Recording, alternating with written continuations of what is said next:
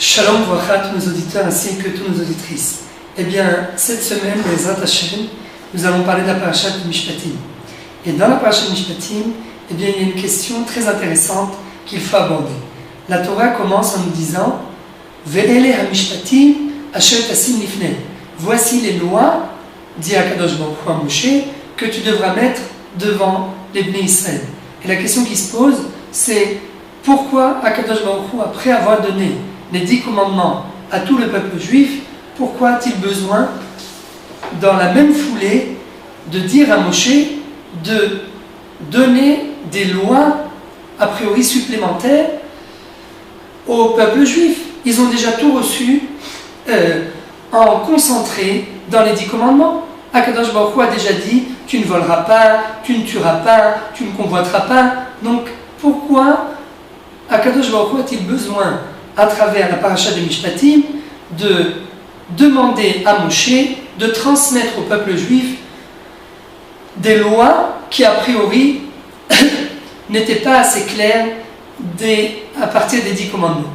Eh bien, Rashi nous répond à cette question et nous dit Ve'ele Mishpatim, la lettre Vav qui vient ouvrir le mot Ve'ele, eh bien, elle vient nous dire que de la même façon que les premiers commandements ont été donnés, les 10 commandements ont été donnés au Mont Sinaï, eh bien, tous les commandements qui figurent dans la paracha de Mishpatim, eux aussi, ont été donnés au Mont Sinaï. Seulement, eux, ont été donnés par Moshe Rabbeinu. Et pourquoi est-il tellement important que Moshe Rabbeinu transmette ces nouvelles lois, qu'il transmette ces Mishpatim?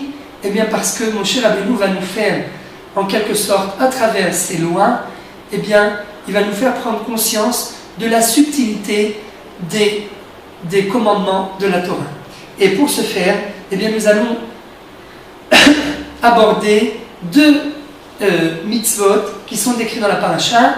La première en rapport avec quelqu'un qui creuse un puits dans le domaine public, et la deuxième en rapport avec quelqu'un qui allume un feu dans son champ.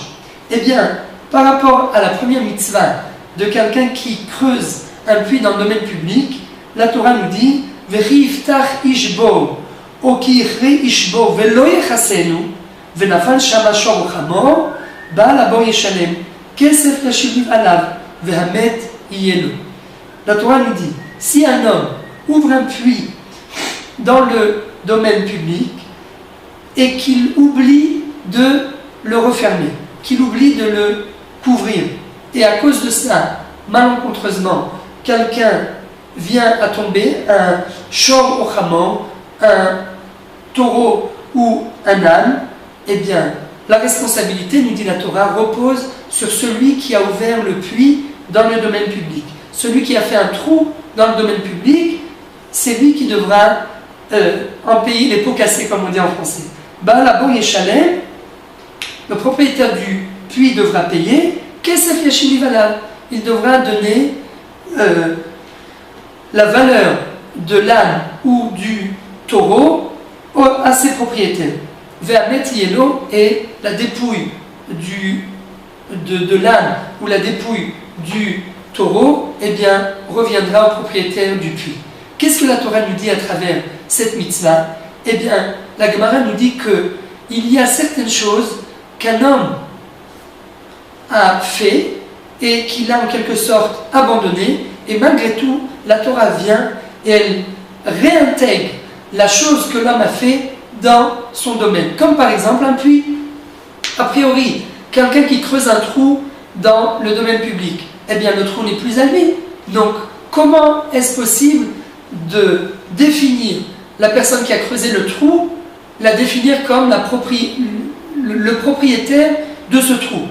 J'ai fait un trou dans le domaine public et je suis parti, c'est fini, ce trou ne m'appartient plus. Non, la Torah nous dit que la personne qui a creusé le trou, eh bien, sera responsable des dommages qui risquent d'être provoqués à cause de ce trou. Et donc, ce trou est appelé mon trou. Je suis le propriétaire de ce trou. Seulement, vient la Gemara et nous dit pourquoi la Torah nous précise-t-elle que uniquement dans le cas où tombe dans ce trou, dans ce puits, un taureau ou un âne, eh bien, le propriétaire du puits est obligé de payer le dommage. Tout ça pour nous dire, comme nous le dit Rashi sur ce pasouk, eh bien, il nous dit que c'est uniquement c'est uniquement dans le cas où tombe un taureau ou un âne que le propriétaire du puits est obligé de payer le dommage. Seulement, si dans ce puits tombe un homme, ou bien si dans ce puits tombe un âne avec des ustensiles et que les ustensiles se cassent, eh bien le propriétaire du puits sera exempté de payer le dommage, de payer le dommage à la famille de l'homme qui est tombé dans ce puits et qui est mort, et il sera exempté de payer au propriétaire de l'âne les ustensiles qui se sont cassés. Et là, tout le monde pose la question, mais quelle différence y a-t-il entre un taureau et un âne, et entre un homme et des ustensiles? Pourquoi sur un taureau et un âne, le propriétaire du puits est tenu de payer le dommage, alors que si c'est un homme ou des ustensiles qui sont tombés dans le puits, eh bien le propriétaire du puits est exempté de payer ce dommage? Eh bien la réponse est très simple. Les Chachamim nous disent que toute la différence entre un homme et un âne, c'est qu'un homme, eh bien, il a une intelligence. Il doit regarder où il met ses pieds. Et si, par inadvertance, eh bien, il tombe dans le puits, eh bien, ce n'est pas la responsabilité de celui qui a creusé le puits. Au contraire, c'est la responsabilité de l'homme qui a marché et qui n'a pas fait suffisamment attention au puits et qui est tombé dans ce puits. Et donc, c'est à lui d'encourir les conséquences. C'est à lui, il est tombé, il s'est blessé, il est peut-être mort, eh bien, c'est sa responsabilité, parce qu'il aurait dû regarder où il met les pieds. Même principe pour les ustensiles. Quelqu'un qui a creusé un puits, quelqu'un qui envoie son âne dans le domaine public avec des ustensiles, eh bien, il doit faire attention et il doit prendre en compte, avant de laisser partir son âne dans le domaine public, il doit se dire que peut-être son âne risque de tomber dans un puits, il risque de casser les ustensiles, et donc qu'est-ce que le propriétaire de l'âne doit faire? Eh bien, il doit entourer les ustensiles de telle façon à ce que les ustensiles ne se cassent pas. Exactement comme quelqu'un qui prend l'avion, il envoie dans la soute à bagages des ustensiles fragiles, eh bien, il doit prendre en compte, avant d'envoyer ses bagages, il doit tout faire pour que ces ustensiles ne se cassent pas. Une personne ne peut pas envoyer des bagages fragiles dans la soute à bagages sans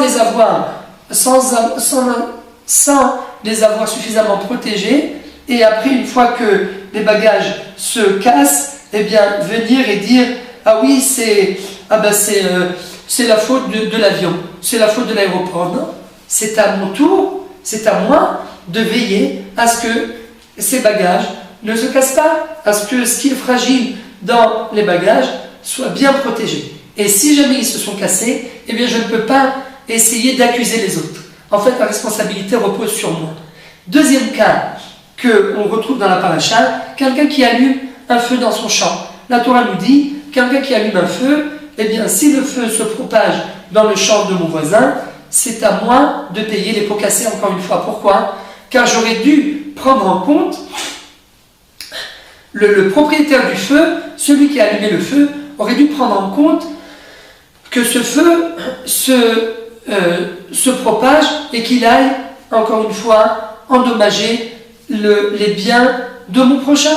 Et si je n'ai pas pris ça en compte, eh bien, la responsabilité repose sur moi. Seulement, vient la Gemara et nous dit, dans la Masechet Baba Kama, si mon prochain a caché dans des ronces une somme d'argent, et que le feu que moi j'ai allumé s'est propagé, il est arrivé jusque dans le champ de mon prochain, et qu'il a endommagé les ronces de mon prochain, et qu'il a même brûlé ce qu'il y avait à l'intérieur, eh bien là je suis exempté de ce qu'il y avait à l'intérieur des ronces. Je suis responsable de rembourser les ronces que mon feu j'ai, mais je suis exempté de payer ce qu'il y avait à l'intérieur des ronces. Et là, tout le monde pose la question, mais pourquoi? Et la réponse est très simple. Encore une fois, la personne qui a caché un trésor dans des ronces, eh bien, elle ne peut pas cacher le trésor et après venir s'en prendre à moi en me disant, oui, mais monsieur, c'est vous qui avez allumé le feu, c'est à cause de vous que le feu s'est propagé. Vous auriez dû réfléchir avant d'allumer le feu et prendre en compte que ce feu peut se propager. Non, il ne peut pas venir dire ça. Pourquoi?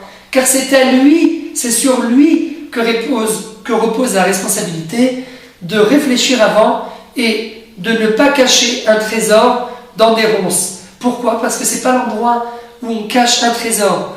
Et si malgré tout la personne a quand même caché un trésor dans ses ronces, eh bien, elle ne peut pas venir et essayer de chercher, de rejeter la faute sur quelqu'un d'autre et de refuser de prendre la responsabilité. Pourquoi? Car la responsabilité repose sur cette personne.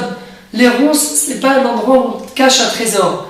Et même s'il y avait $1 million dans ces ronces, eh bien la personne, le propriétaire de ce trésor, aurait dû penser avant de cacher ce trésor dans les ronces. Elle aurait dû penser avant aux conséquences que cet acte aurait pu entraîner.